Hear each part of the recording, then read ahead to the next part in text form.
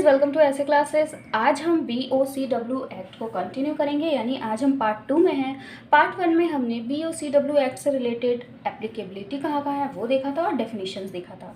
आज हम बहुत सारे वेरियस कमेटी के बारे में देखेंगे, फिर कैसे रजिस्ट्रेशन होता है, रजिस्ट्रेशन को तोड़ कैसे सकते हैं, अपील कैसे कर सकते हैं, इन चीज़ों के बारे में देखेंगे। मतलब आज हम एक बहुत बड़ा पार्ट कवर करेंगे और वीडियो के लास्ट में आपके लिए एक क्वेश्चन भी है जो कि इस पार्ट से रिलेटेड है। तो पार्ट को अच्छे तरीके से देखिए ताकि लास्ट के क्वेश्चन को अच्छे तरीके से आप आंसर कर पाएँ। तो चलिए आज की क्लास शुरू करते हैं। The building and other construction workers regulation of employment and condition of service act 1996 यानी कि BOCW एक्ट। आज हम हैं सेक्शन 3 यानी कि सेंट्रल एडवाइजरी कमेटी। दोस्तों, सेंट्रल एडवाइजरी कमेटी में ये क्यों बनता है? तो सेंट्रल एडवाइजरी कमेटी ये बनता है ताकि सेंट्रल गवर्नमेंट को इम्पॉर्टेंट मैटर्स पे एडवाइस कर सके। इसीलिए सेंट्रल गवर्नमेंट खुद इस कमेटी को कॉन्स्टिट्यूट करती है। सेंट्रल एडवाइजरी कमेटी कौन कॉन्स्टिट्यूट करता है? तो ये खुद सेंट्रल गवर्नमेंट कॉन्स्टिट्यूट करती है। जिसकी कमेटी बनती है जब भी सेंट्रल गवर्नमेंट को एडवाइस की ज़रूरत पड़े तो ये इस कॉन्स्टिट्यूशन से यानी इस सेंट्रल एडवाइजरी कमेटी से एडवाइस ले सके। किस मैटर्स पे रिलेटेड? तो BOCW से रिलेटेड मैटर यानी लेबर से रिलेटेड मैटर पे एडवाइस लेना हो। ओके, अब देखते हैं इस कमेटी का कॉन्स्टिट्यूशन कैसे होता है, कौन कौन होते हैं इस कमेटी में। तो सबसे फर्स्ट होते हैं चेयरपर्सन, जिसे नॉमिनेट करते हैं खुद सेंट्रल गवर्नमेंट। दूसरा है 3 मेंबर्स होते हैं जो कि पार्लियामेंट से होते हैं। ओके, फिर एक होता है डायरेक्टर जनरल मेंबर यानी कि एक्स ऑफिशियल, कोई एक्स ऑफिशियल हो उसे डायरेक्टर जनरल मेंबर के रूप में अपॉइंट किया जाता है। देन लास्ट है अदर मेंबर्स, और भी बहुत सारे मेंबर्स अपॉइंट करते हैं। यहाँ पे 13 और 9 का मतलब है कि मेंबर्स जो अदर्स अपॉइंट किए जाएंगे वो 13 से ज़्यादा नहीं होने चाहिए और 9 से कम नहीं होने चाहिए। मतलब उन मेंबर्स की जो संख्या होंगी वो 9 से 13 के बीच में होंगी।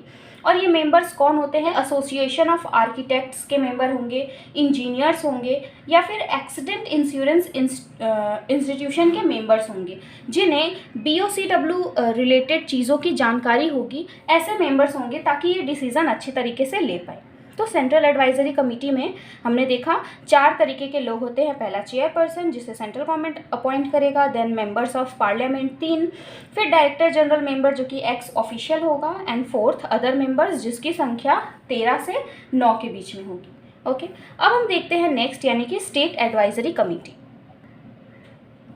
ओके, सो स्टेट एडवाइजरी कमेटी जैसे सेंट्रल एडवाइजरी कमेटी थी वो सेंट्रल गवर्नमेंट को एडवाइस करती थी, वैसे ही जब स्टेट गवर्नमेंट को एडवाइस की ज़रूरत पड़ेगी रिलेटेड टू दिस एक्ट तब स्टेट एडवाइजरी कमेटी कॉन्स्टिट्यूट किया गया होगा। ओके, मतलब जब स्टेट गवर्नमेंट को ज़रूरत है एडवाइस की तो उस टाइम पे स्टेट एडवाइजरी कमेटी बनी। सो इसमें आप कौन कौन मेंबर होंगे? तो सबसे फर्स्ट है चेयरपर्सन। सेंट्रल गवर्नमेंट ने चेयरपर्सन अपॉइंट किया था और स्टेट एडवाइजरी कमेटी में स्टेट अपॉइंट करेगी। देन यहाँ पे 2 मेंबर्स होंगे ऑफ स्टेट लेजिस्लेटिव। वहाँ पर 3 मेंबर थे पार्लियामेंट के और यहाँ पर 2 मेंबर है ऑफ स्टेट लेजिस्लेटिव। एक मेंबर होगा फ्रॉम सेंट्रल गवर्नमेंट, मतलब स्टेट एडवाइजरी कमेटी में सेंट्रल गवर्नमेंट एक मेंबर को अपॉइंट करेगी। देन यहाँ पे भी अदर मेंबर्स हैं जिनकी संख्या 11 से 7 होगी, मतलब 11 से ज़्यादा नहीं हो सकती और 7 से कम नहीं हो सकती। मतलब अदर मेंबर्स जो होंगे वो 7 से 11 के बीच में होंगे। और ये कैसे होंगे, ये किन चीज़ों में स्पेशलाइज्ड होंगे? तो सेम जो हमने सेंट्रल एडवाइजरी कमेटी में देखा था, यानी कि association of architects, then engineers और accidental insurance, same as central advisory committee. Okay, फिर नेक्स्ट अब हम आते हैं और देखते हैं एक्सपर्ट कमेटी जो कि सेक्शन 5 में कवर्ड है। एक्सपर्ट कमेटी ये APG का मतलब होता है एप्रोप्रिएट गवर्नमेंट, मैंने शॉर्ट में लिखा है। सो जहाँ जहाँ आपको APG दिखे तो इसका मतलब है एप्रोप्रिएट गवर्नमेंट। सो एक्सपर्ट कमेटी कौन गठित करती है, कौन बनाती है? सो ये बनाती है APG, एप्रोप्रिएट गवर्नमेंट कॉन्स्टिट्यूट करती है 1 or more committee of specially qualified people to guide on rules. Appropriate government constitute करती है एक्सपर्ट कमेटी।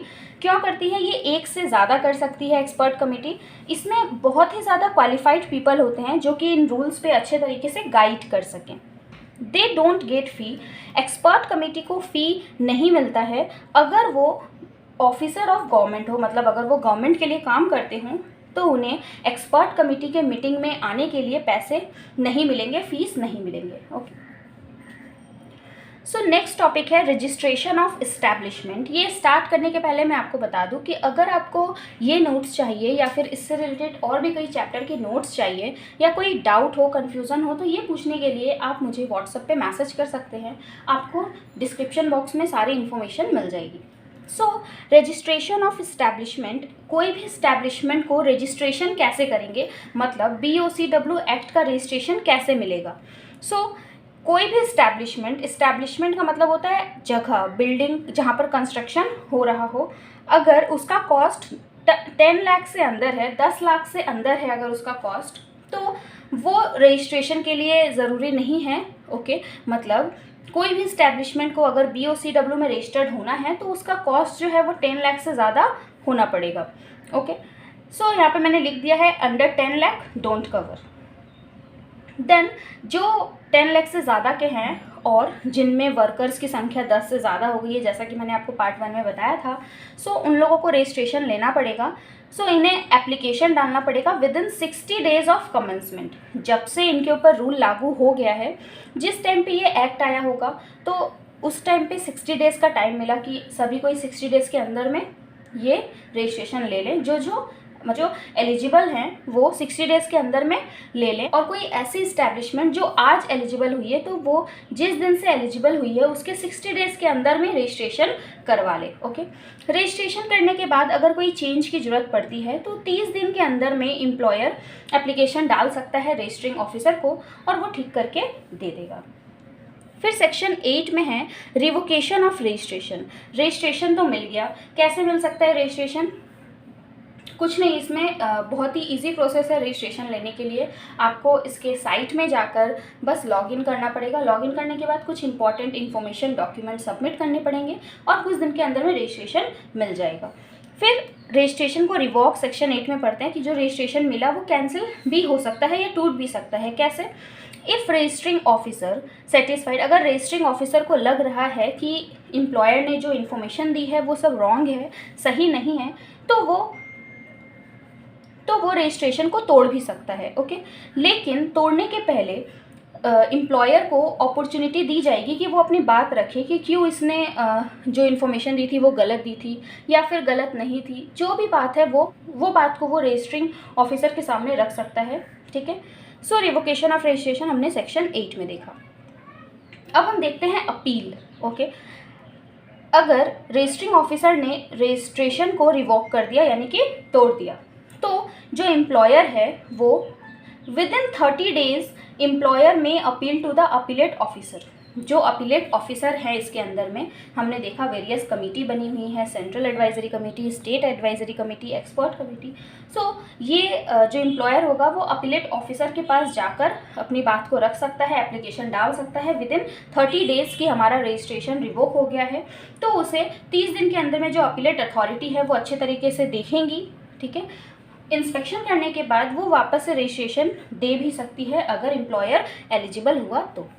ठीक है, अभी हमने देखा इतनी सारी चीज़ें BOCW एक्ट से रिलेटेड, जिसमें central advisory committee, state advisory committee, expert committee, registration कैसे लेंगे, रिवोक कैसे करेंगे और अपील कैसे करेंगे। ठीक है, अब हम इससे रिलेटेड एक क्वेश्चन देखेंगे और आपको उस क्वेश्चन का आंसर कमेंट में बताना है। ठीक है, तो चलिए क्वेश्चन देखते हैं। क्वेश्चन है हु कॉन्स्टिट्यूट एक्सपर्ट कमेटी।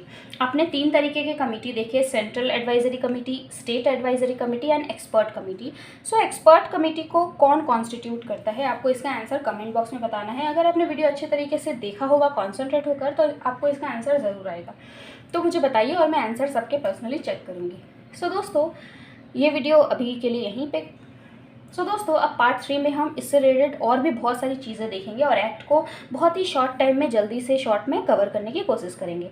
अगर आपको नोट्स चाहिए तो आप व्हाट्सएप पे मुझे मैसेज कर सकते हैं, कमेंट कर सकते हैं, और वीडियो अगर अच्छी लगी तो एक लाइक ज़रूर करिए और कमेंट करके मुझे बताइए कि आपको वीडियो कैसी लगी, और चैनल को सब्सक्राइब कर दीजिए जिससे मैं जो भी वीडियोज़ दूँ वो फटाफट आप तक पहुँच जाए। Thank you.